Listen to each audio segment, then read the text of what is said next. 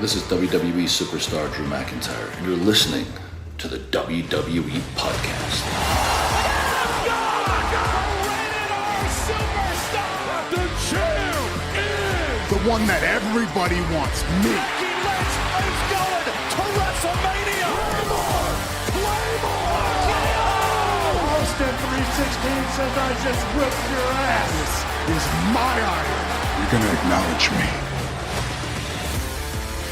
Hey everybody, welcome to the WWE Podcast. It is Sunday, February 25th, 2024, and we are back. It feels like I've been gone for a while, even though it was only one night. I don't know, it feels like forever.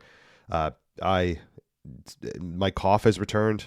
I was going to have a co-host on here tonight, but my cough has returned, and I'll be, unbeknownst to the listeners, but I'll be pausing this show more than you would know, obviously, because this is a pre-recorded show. But if I had brought on a guest, it would have been really tough to have a conversation.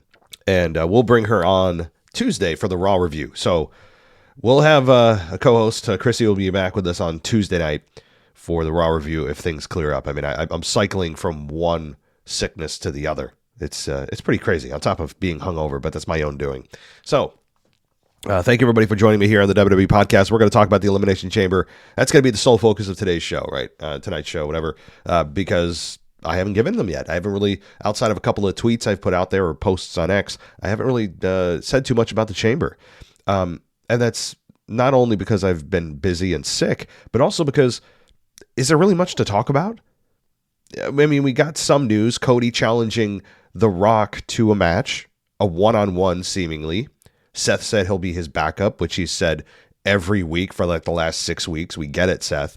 Yet he has yet to show that he'll back him up yet. So, I mean, I still think that's going to come to a one-on-one. Now, how or where that happens, I don't know. I mean, it could actually be a match on SmackDown. I mean, imagine that. The Rock versus Cody Rhodes like a week before WrestleMania or something like that. I mean, they could do it. Or they wait until after WrestleMania and see what happens. The Rock right now doesn't have a locked-in match for WrestleMania, and obviously can't happen with Cody at Mania.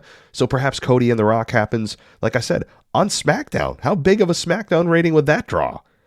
So that's my thought when it comes to that. And I mean, we had Grayson Waller in that segment really try to play the neutral, the neutral party. Even though he's with Austin Theory, he didn't help Austin Theory. He didn't run down the Australian crowd. He was very much neutral. They made a very big effort to not turn him into a heel in front of his home crowd. So they made a very concerted effort to do that. And I understand why. Austin Theory was the butt of the joke. He's the one that got beat up.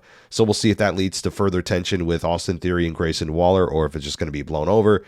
But to be honest, I mean, that segment with Seth and Cody was, outside of the challenge from Cody, kind of run-of-the-mill. And that's not to say it's bad, but kind of like the rest of the matches, when it comes to the outcome, most matches were exactly, or if not all of them, were exactly what most people predicted in terms of the outcomes. Now, the quality of each match and how the finish happened, and the Logan Paul seemingly getting into an real program with Randy Orton, that kind of stuff maybe we didn't see coming. So we can discuss that down the line here. But most matches, when you look at it, were really very heavily favored, and with good reason, and Triple H didn't deviate from that. He didn't deviate, they didn't, and go some wild way. They went with Becky Lynch winning the Women's Chamber, which, I mean, I know that there's some people out there that think Bianca Belair should have won. I'm in that boat that she could have absolutely won. We got no Jade Cargill face-off, so we don't know if or when she's going to be appearing for WrestleMania. And let's just start with the women's match, though, and then we'll go match by match. So the Women's Chamber match starts out with Becky Lynch and Naomi. And two big stars of the company, right? We know what they have provided the company, especially Becky Lynch. Naomi has been kind of lukewarm since she returned. Nothing real, I guess, earth-shattering since she came back. Nothing that you could really say, oh my God, this is going to be great. She's going to get in this and that. No, I mean, like, she hasn't done much. But she's still an exciting talent. She's got a new entrance theme. And she's good in the ring, really good in the ring. And then you get this 5-minute intro to their the women's match. It was way too friendly for me. I don't mind a hand slap at the beginning. They go into some chain wrestling. Eventually it breaks down into punching and stuff, which is how two respected baby faces usually face off against one another when there's a cold program with them. I mean, they're just thrown in the ring. They have a very respectful match. Fine. But I'm sorry. The beginning of this match was awful. And I mean that from the perspective of it was so unbelievable. Meaning, when I say unbelievable, I don't mean it was awesome. I mean, it didn't draw me in because it looked incredibly choreographed. Incredibly choreographed. You do this, I do this. Then we match move for move. It was awful. And then we had Naomi even shaking her ass at one point. How is that exactly going to help you win the match? And not to mention, what's on the line here is a title opportunity at WrestleMania. And they're more worried about shaking each other's asses and move for move. And you do a pin, I do a pin, I do a pin, you do a pin, counter for counter. I know what some of you are going to say is, well, that's what they that's how, things used to be done. Okay. Well, maybe they, in some respects, did used to do it this way, and where you would have babyface. And I've seen this dynamic. It was just very poorly executed that it felt so choreographed. Now, let's counter that negativity with some good stuff. The women's match, I think there's a case to be made. It was better than the men's. They killed themselves in there. Tiffany Stratton had a career night in there, especially with the crowd support. Liv Morgan, I know that she lasted until the end. The crowd didn't give a damn about her. I know they didn't, because I have 2 ears and I can hear. They were very upset when Tiffany Stratton, who's a heel and a newcomer to the main roster, gets more support from the crowd than your long-standing Liv Morgan. All you have to do to summarize Liv Morgan's career is listen to her number 30 reaction from the Rumble. That's all you need to do, is listen to that, which was very ho-hum. And honestly, beyond the crowd reaction, which the crowd wanted nothing to do with Liv. Not that they didn't boo her, they were just disinterest. There's a disinterest, which I think is worse. There's just an indifference in Liv Morgan from the crowd. They just go, yeah, I guess cool. Like we like Liv, but she's okay. That's how most fans would say, would talk about her. You don't believe me? Go listen to every crowd. She gets a mildly nice reaction until the bigger star comes along, which is about half the roster on the women's side, and she just gets forgotten. And it's not disrespectful to Liv, it's just fact. If it's disrespectful by just kind of as a side effect, that is what it is. But all these people are supporting Liv Morgan. Why? I know she might be a nice person. She had a hot mugshot. She had the hottest mugshot of all time. Great, wonderful. But explain to me how Liv Morgan lasting into the last couple of people in the match, how exactly does that? How exactly is that benefiting anyone else in the match? Meaning, someone like Naomi. Naomi just returned, and you're going to eliminate her first? So that was a bit of a head scratcher. Liv Morgan should have absolutely been the first one out. Again, she was the most disinteresting person in the match. I know she's on this magical, imaginary revenge tour. All this it's not hate for Liv. It's just, guys, stop me when I'm telling a lie. I may not like Liv's style or whatever, but that's all opinionated. The crowd reaction is not an opinion. It's fact. Listen, it's mild. It's not booing. It's just mildly nice. It's okay, right? The crowd on Saturday night or Saturday morning, whenever you listened or watched, very just about Liv, and especially when she pinned Tiffany Stratton, the crowd was, at that point, they were just like, screw you, Liv. And you can tell that wasn't by design. Liv, who's a babyface, should have gotten cheered for that pin, and she did not. All right. And Liv Morgan just never, even her title run with, beating Ronda Rousey, how did she win it again? Opportunistically with the Money in the Bank briefcase. And then how did she defend it? She was successful. She didn't outright cleanly beat Ronda Rousey, if you remember that match, right? She's never, to me, I mean, it just is what it is. Those are facts. Those are facts. All my other opinionated stuff, I mean, you disagree or agree, but this is not a hate on Liv Morgan. It's just, I'm very perplexed as to why Naomi was the first one eliminated. I didn't get that. But moving on to other things in the match, Tiffany Stratton's jump off of the pod. I mean, the crowd loved it. The crowd was 100% into this, and they should have been. It was, again, in some ways a little more physical than the men's. And once we got past the just bizarre beginning of the match, things really heated up quickly. It's like we finally got into it was like an introduction, and then we finally got into the real match. And so the first elimination, as I said, was Naomi being eliminated by Tiffany Stratton in 13 minutes and 30 seconds. And then Raquel Rodriguez comes out, and Bianca Belair comes out as a sixth and final entrant. So Tiffany Stratton, again, a breakout performance with what she did. Tiffany Stratton, though, was eliminated by Liv Morgan at 22 minutes and 55 seconds.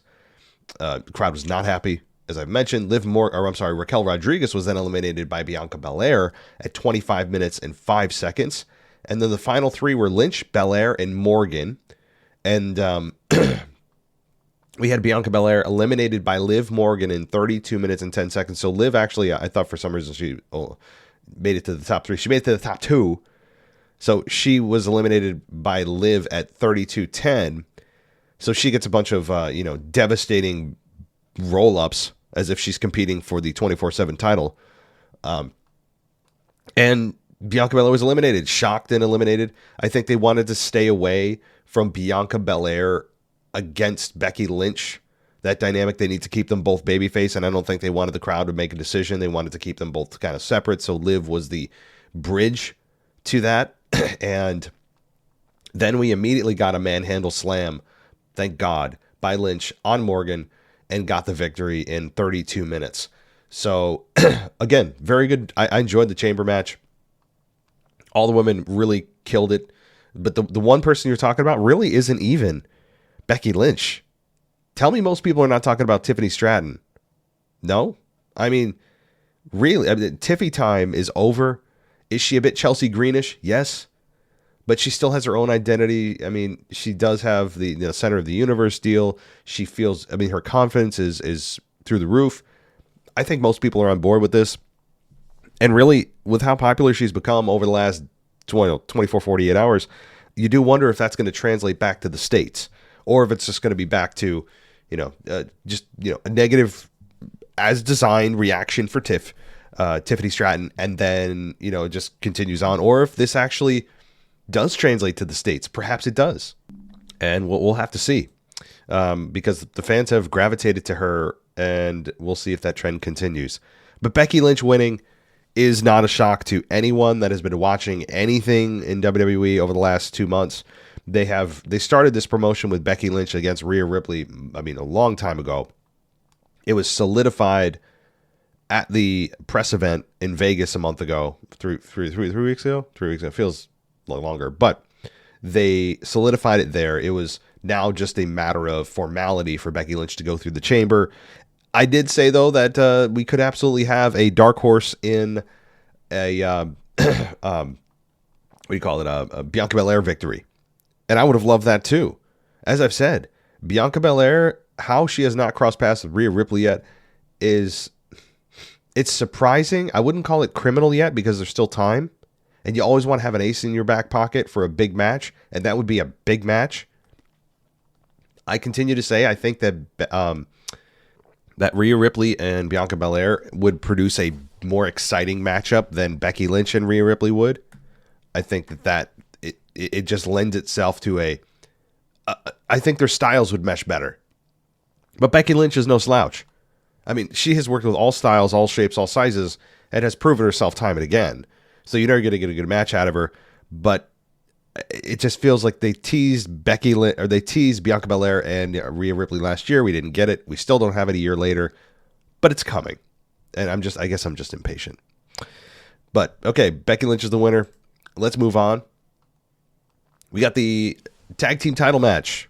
Damian Priest and Finn Balor versus the New Catch Republic, Pete Dunne and Tyler Bate.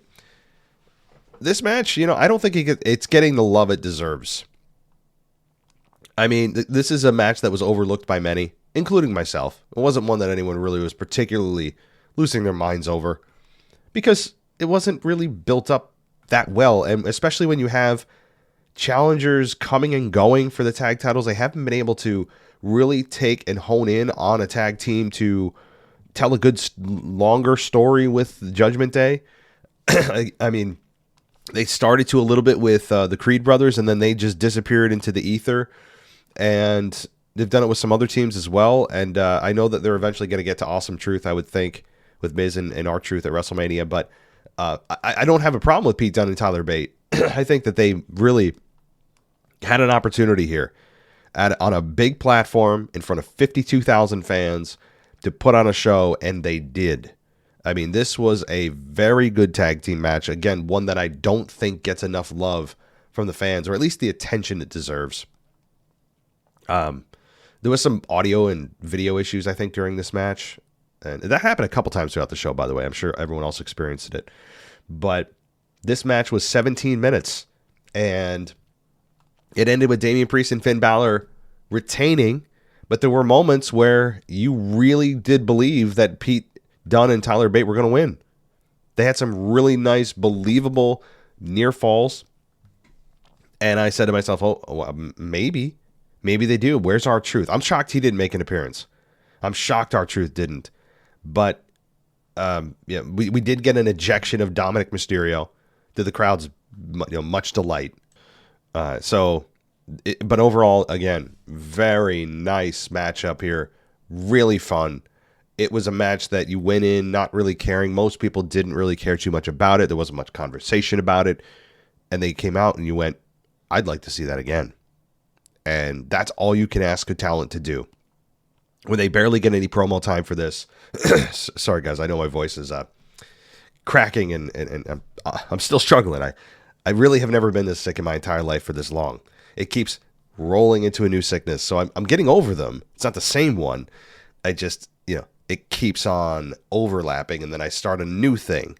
So not that anyone cares, but I just wanted to tell you that. I promise you, I'm normally not this sick. I've been more sick in the last 6 weeks than I have in the last probably 6 years of my life. Anyway, back for my own personal woes. This, again, was all you could ask the talent to do.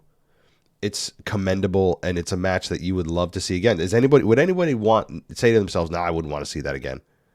No. If you're a wrestling fan, you looked at this and said, "This is pro wrestling. This is professional wrestling at its finest."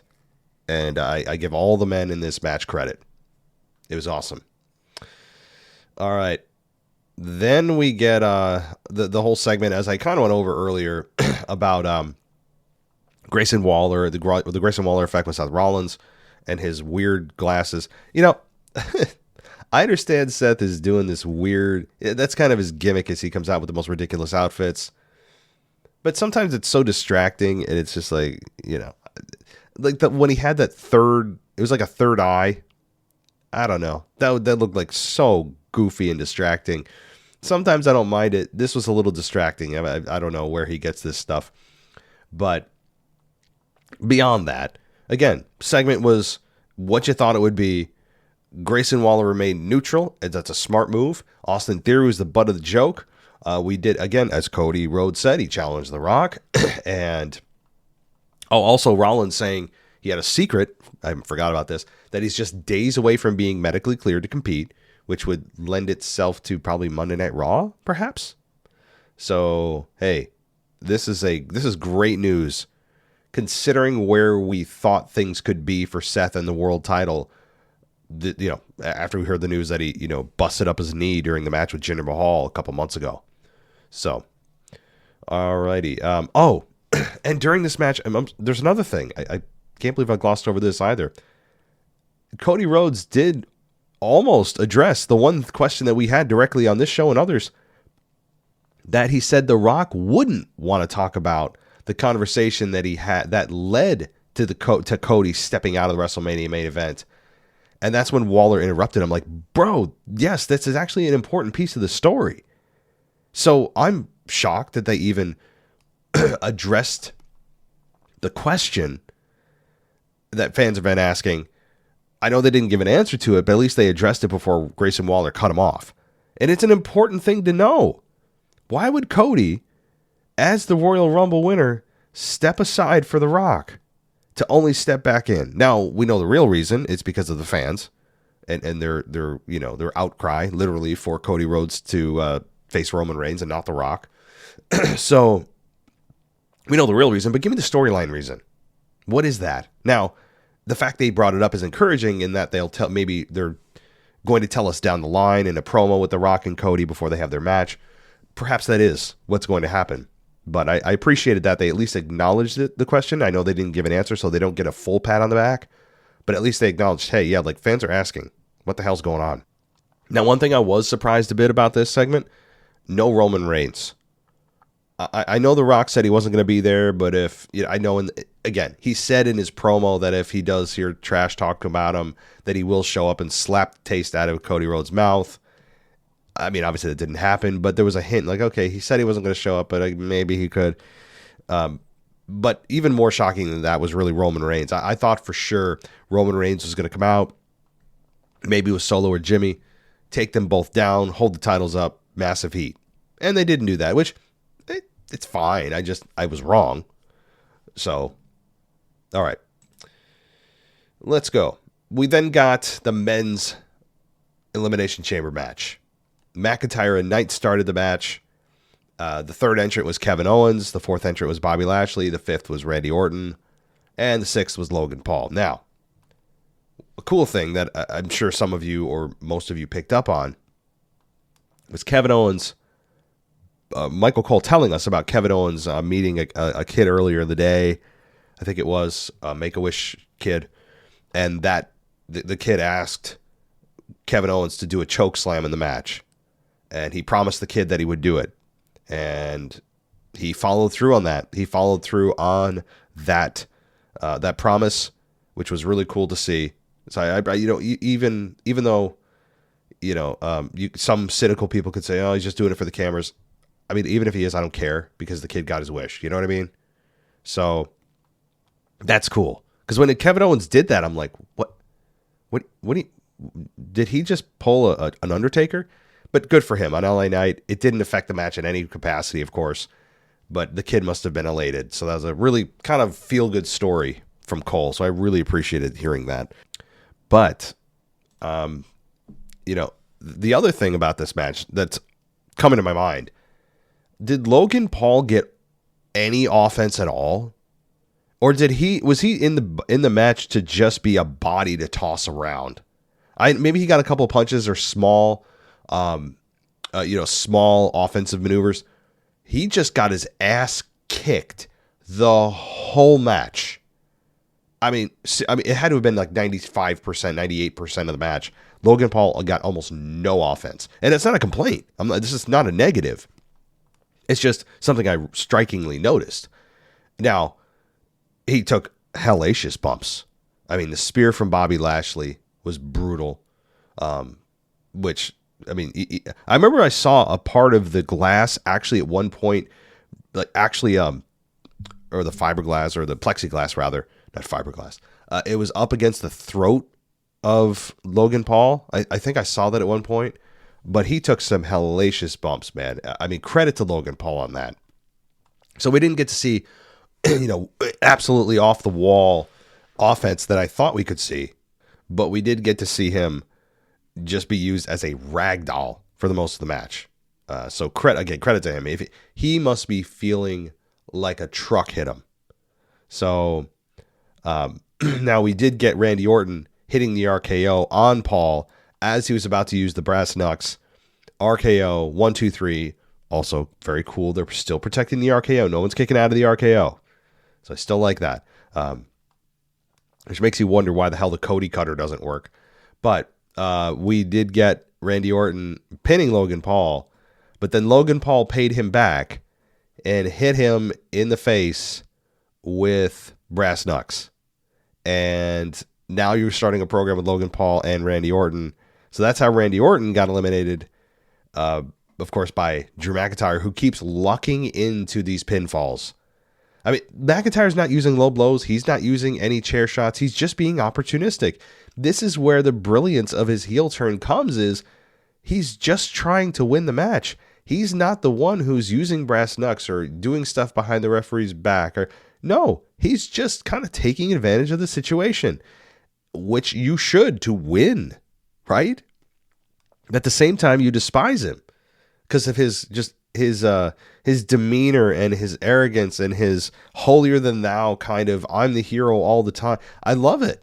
So it's just some kind of brilliance that this man is putting out lately, and I love it. So Drew McIntyre gets pinfall after pinfall after pinfall of just kind of lucking into it. Knight at one point nearly eliminated Drew. AJ Styles, though, came in and started beating down LA Knight. And so AJ Styles is fully a heel now. So it looks like at WrestleMania, AJ Styles versus LA Knight. Or is this just kind of an in-between program that will eventually burn off before WrestleMania, and these two will be involved in some kind of multi-person United States title match? Either way, if these two are going to build a program to WrestleMania, let's see what this is. I was hoping Knight would be crowned a champion at WrestleMania, but next best thing is being involved with the talent, the caliber of AJ Styles. You know you're going to get a great match, and it's high profile. And AJ Styles is a full heel now, so you don't need to think about where he's landing. And LA Knight, get him back into the conversation. He's cooled off. So I have no issue with this. Now, I don't know how Logan Paul got out in, by the way. I know AJ Styles took advantage of somebody coming out of the chamber to come in, but Logan Paul there was such a gap between the person being eliminated before him and him being able to come back in and hit Randy with the brass knucks. I'm like, who is managing the door? They need a performance review here. Whoever has that one job, whoever that ref was, of making sure that chamber door is sealed and locked and no one can get in, gets a failing grade from me. But I mean that it's not a complaint, of course, guys. It's just kind of funny. How the hell did Logan Paul get back in? It still served its purpose. I have no issue with it. I'm not complaining. But Logan Paul hitting Randy Orton and seeing Randy Orton and Logan Paul being teamed up here is a very intriguing matchup. Very intriguing. Their styles, you can already tell they're going to mesh well. And Randy Orton's a mega babyface. Logan Paul is a mega heel. There's no need to think about who's going to be cheered and booed. It's very clear-cut lines. Now, the question, though, is, does Orton challenge for the U.S. title? If he does, cool. I mean, when was the last time Randy Orton was United States champion? So that should be an interesting little bit of business here with Orton and Logan Paul. It also gives Orton something to do. I feel like since Orton's come back, he almost got in a one-on-one with Roman that got all muddied up in a fatal four-way. And then since then, he hasn't done much. He hasn't been singled out for a matchup. And now you have Logan Paul waiting in the wings. And I think that's a good thing. I think Logan Paul again and Orton are going to put on, whenever this match happens, Mania, whatever, they're going to put on a really fun program. And Logan Paul is going to play an excellent heel. I mean, you already can tell that. All you're going to want to see is Orton hit the RKO on Paul. And Paul's going to do it from behind attacks. He's going to continue to use the brass knucks. It's going to be just so much fun to watch.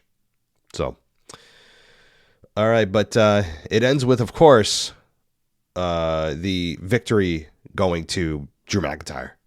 And that's fine. I know a lot of people are disappointed in that. It's predictable. Yeah, it is.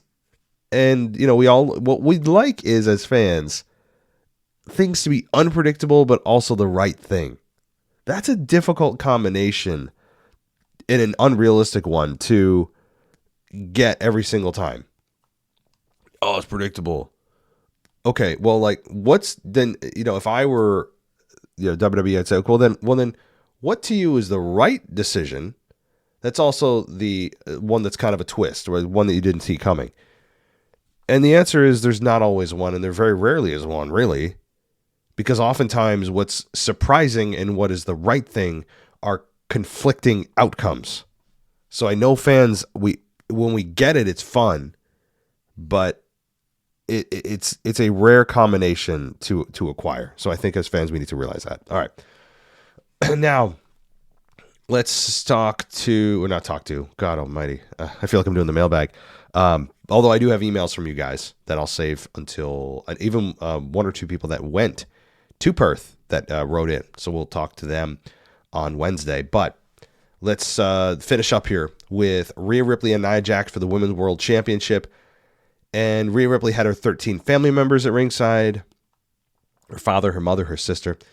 And Cole was touting how Ripley had started training at the Riot City Wrestling in Adelaide at the age of 15. And Rhea Ripley again, I said this before the event on the preview show. She needs to take this moment in and soak it into her soul, because being in your home country, in front of your family, with 52,000 people chanting your name is it's something that a lot of wrestlers go their whole careers and don't get. So I'm sure she was soaking in every moment, and good for her. And same for Nia Jax. I give her the credit too for just finding her confidence, finding her voice, finding more of who she is as a competitor. And really, she held up, I think, her end of the deal in this matchup. So now the crowd, I have to say, they were very, very into Rhea, but maybe I overestimated the level of support for Rhea. And maybe that's because, and what I expected, I guess, is just people constantly chanting throughout the entire match for Rhea, all these things. And we got just a very, very warm babyface reaction for Rhea. I guess I just had the standards a little too high. And also I think it's because they had an open air stadium, so a lot of the sound escapes, with no retractable roof. So I think that doesn't help either. But I'm not saying her reaction was bad. Rhea Ripley's reaction was very positive. I just had lofty expectations, I guess. So that's on me. So fun matchup here, 14 minutes, and this was fun. It wasn't the smoothest. It wasn't your fast-paced match, but of course you're not going to get that. You're not going to get that with Rhea Ripley and especially Nia Jax. That's not their game, right? So it was I think a solid main event. Didn't blow me away, but I don't think anyone expected this to be match of the night. Rhea Ripley won as expected. Out of every outcome that could possibly have happened at Elimination Chamber, Nia Jax winning the Women's World title would have made the least sense out of every outcome you could probably come up with. So Rhea Ripley wins after she hit Riptide, which she got her up as well as you could hope to get Nia Jax up. And we did get a Annihilator finish, but Ripley kicking out. I think no one's kicked out of that yet. And Jax then went up a couple moments later, but Rhea came up and superplexed her. Now, there was a moment that I thought we were going to get the ring collapse with Nia Jax. And this also came from, I thought it, but also I got a text from the Botch Guy. Remember the Botch Guy on YouTube? So we still chat every once in a while. Shout out to Botch Guy on YouTube. Go follow him. Great channel.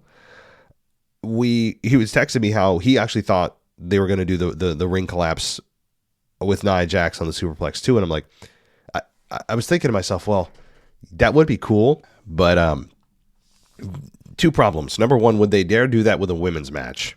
Would they send the message that Nia Jax is so big and she's so overweight that if she gets superplex off the top, the steel reinforced ring will collapse? I think that you'd have some people outraged, even though I think it'd be a cool moment. But also logically, part two in that is you had a lot of men who exceed that weight that Nia Jax is. I'm going to guess Nia Jax, while they don't say her weight, she's probably a good 240, right? Probably 240 pounds. There are several men that competed earlier in the night that were well in excess of her weight. So, if you're going to tell me that Nia Jax broke the ring, well, what about all the other men that were flying around the ring the rest of earlier in the night in the men's chamber? Come on, right? But there was a moment. I don't know if you guys felt the same way. I don't think the WWE would do that with women. And also, there's a lot of men in there that were a lot heavier. So, but overall, I thought it was a very solid match. We didn't get the face off of Becky coming out to face Rhea Ripley. That's smart. That would have been a bad decision if we had Becky Lynch come out to face Rhea Ripley just in a stare down. We don't need that visual yet because you would have got Becky destroyed in front of that crowd. I mean, the crowd would have just instantly turned on her, obviously. You're in Australia. But, I don't need that visual right now. And it's about Nia Jax, or rather Rhea Ripley's moment. Having that moment with her family, which, I mean, she was genuinely, obviously enjoying, and I'm happy for her.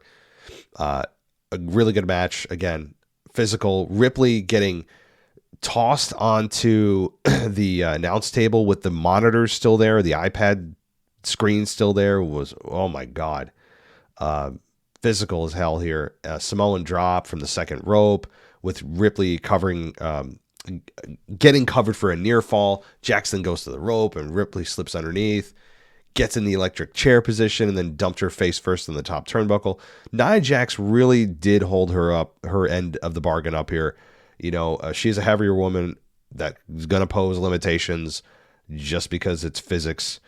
But I think she did as well as you could expect her to do. And probably, Nia Jax's best match to date. Certainly her biggest. This is Nia Jax's biggest match ever. And, I think she showed her ability. I think she showed another level that she can go to. So I'm not sad if Nia Jax sticks around in the title picture.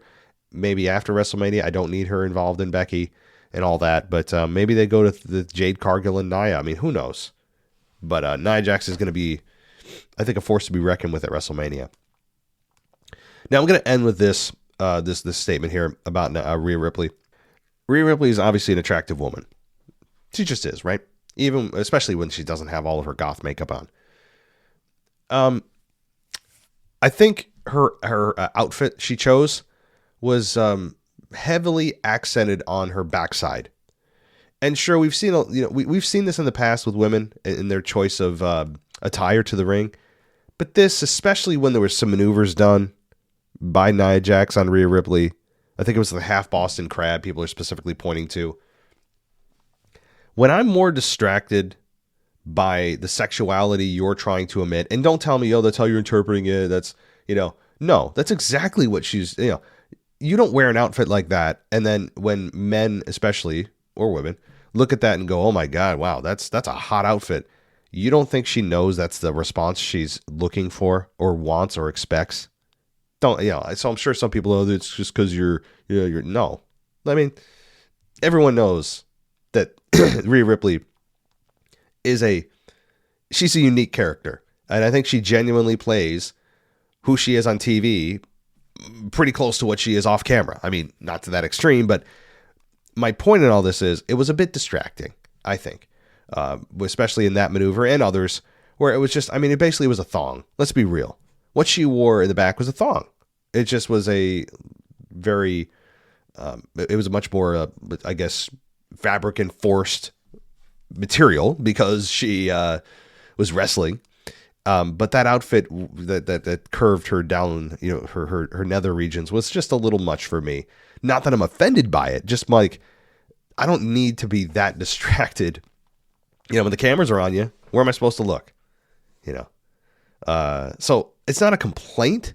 Just, it was a bit just kind of like, oh, so you want us to clearly look. Let's be serious here.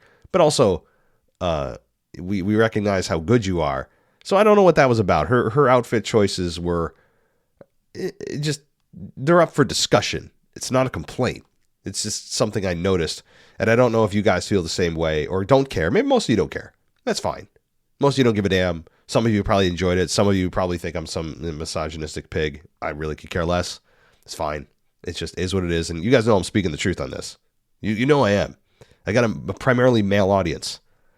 So you know that when you saw Rhea Ripley's outfit, you're like, oh, I see. Right? So, I'm also for all the women, whenever I see any of the women on Instagram, like Nikita Lyons, just as an example, or even Jade Cargill, that are constantly posting crap on Instagram or on X or Facebook, wherever. And it's all about just showing off their body. Like, if I saw that one, if it was like one picture out of, 100, I'd be like, all right. But it's the majority of what some of these women post is, look at my ass. And that's what it is. Which, fine, we'll do it.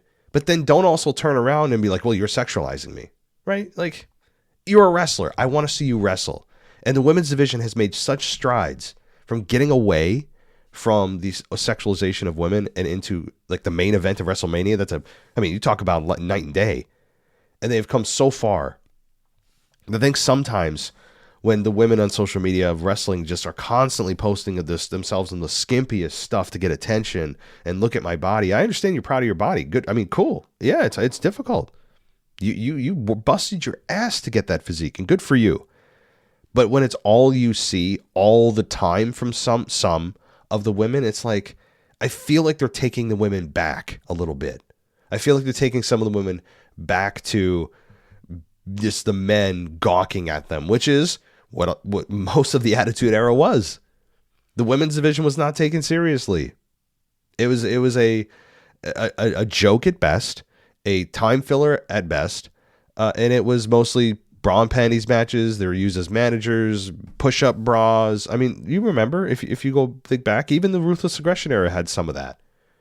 So when they've made so many strides and you see these women today doing just kind of repeating the same thing for attention or for their own self-serving reasons, whatever the case, the general public is going to look at that and go, wow, especially men. Wow, she's hot. Instead of the reaction I think that they should have with things you're posting, which is, damn, she's badass. I can't wait to see this matchup versus this matchup. Do you think there's any bikini photos or lingerie photos that anyone's seeing from some of these women and going, man, their first reaction is, oh, think about the dream matchup? No. You know exactly what they're thinking. So there's a time and place for that kind of stuff. And I don't mind it every once in a while because I'm the I guess you would call the official voice on how the women should conduct themselves in WWE, right? It's my own personal preference. It's my own personal preference because that kind of stuff you can find anywhere, all the time, every day, anywhere. We all know what that is or where to get it. When I watch wrestling, and I watch women's wrestling specifically, I want to see competition.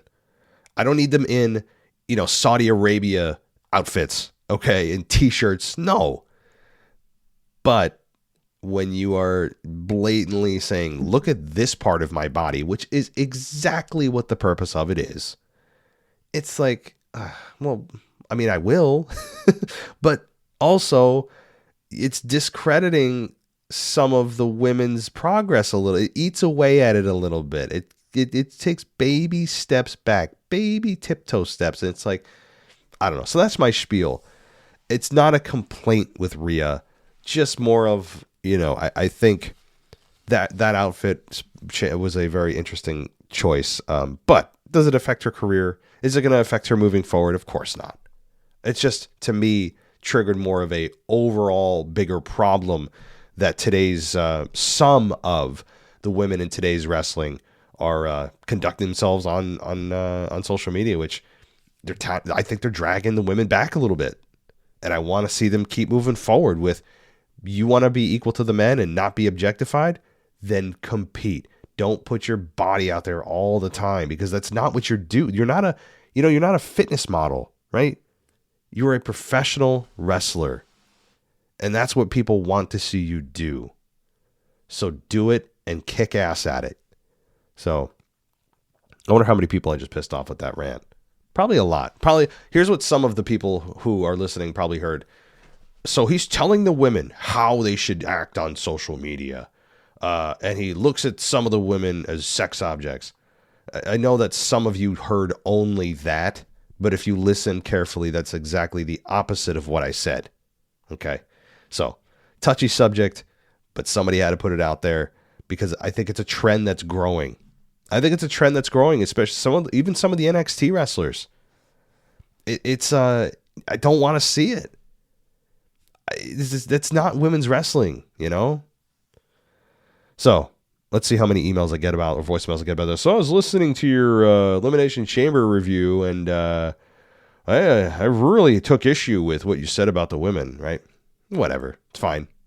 It's fine. I mean, I'm actually advocating for them to stop being sexualized, but if, that's the message some of you take, it is what it is. You hear what you want to hear. All right. Well, thank you so much, everybody, for joining me. If you want to go ad-free, patreon.com/WWE podcast is the way to go. You can also go to Apple Podcasts and get a 7-day free trial there. There's free trials also on Patreon. I will be back tomorrow night with Anthony on the current state of WWE, if my voice is able to sustain itself. And then on Tuesday, hopefully I'll be, again, with my voice pending, I'll be doing the Raw review with Chrissy. Excited to have her back. And then mailbag on Wednesday with some emails I'm excited to get to. So everybody, thanks so much for listening. Take care. I'll talk to you next time. Thanks for listening to the WWE Podcast. Don't forget to subscribe on your favorite podcast app so you don't miss a show, or head to WWEpodcast.com. And for all of these shows ad-free, head over to patreon.com/WWE Podcast. Until then, we'll see you next time.